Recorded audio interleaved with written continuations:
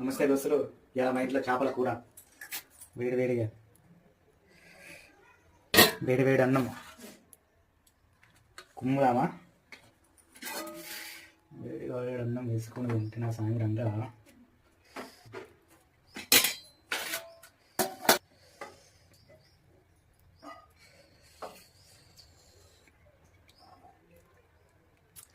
కుమ్ముదాం కుమ్ముదాం ఎట్లున్నది చూద్దాం. టేస్ట్ బాగా ఉన్నది.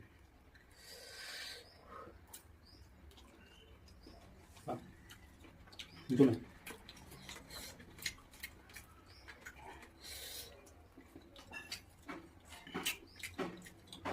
గరం మసాలా వేసి వండితే ఏమున్నా తెలుసా, చేపలు కూడా చాలా బాగున్నాయి.